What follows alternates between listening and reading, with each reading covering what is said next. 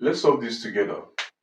It says 8 raised to the power x is equal to 60. You are required to solve for the value or values of x in this question, okay? Now the first thing we can spot here is that 8 is equal to 2 to the power of 3 and 60 is equal to 2 times 2 times 3 times 5, okay? This is now equal to 2 squared times 3 times 5 to be equal to 60, okay?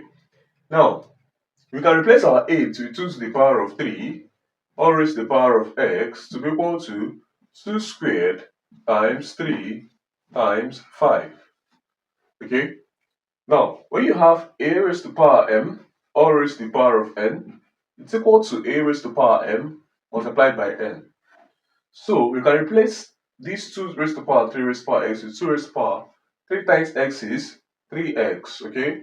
To be equal to 2 raised to the power 2 multiplied by 3 multiplied by 5. Now we can say let's take the logarithm of both sides. So we can say logarithm of 2 raised to the power 3x to be equal to logarithm of 2 squared multiplied by 3 multiplied by 5, all in brackets, okay? Now this logarithm I think I'm going to take it in the base of the number carrying x. The number carrying x is 2. So take the logarithm of both sides in base 2, okay? Now moving on from here, we can now say that this is equal to 3x multiplied by logarithm of 2 to the base 2 to be equal to, on this other side, we split up and put plus. So we have logarithm to base 2 of 2 squared, okay? Then we have plus logarithm to base 2 of 3, and we also have plus logarithm to base 2 of 5. Okay, so you replace all the multiplication with plus.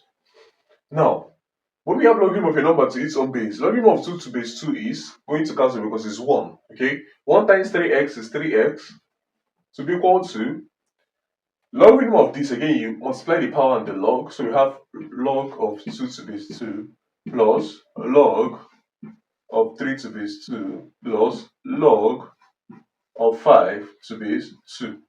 Okay, now we have that 3x is equal to 2 multiplied by logarithm of a number to its own base is going to cancel out again because it's going to give us 1.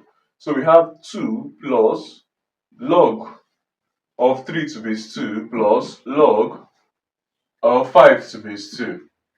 Now finally we have that our x will be equal to 2 over 3 plus logarithm of 3 over 2 divided by 3 plus logarithm of 5 base 2 divided by 3.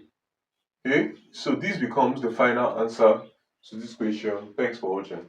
What's going on, guys? It's watching here editing this video. As you can see, about 99% of you guys are not subscribed to the channel, so please subscribe, like, comment and share my videos, as this helps to push my videos out to more viewers out there. The more you subscribe, the more viewers can see my videos, the more we grow in this community. Thanks for watching, and I'll see you guys in my next video.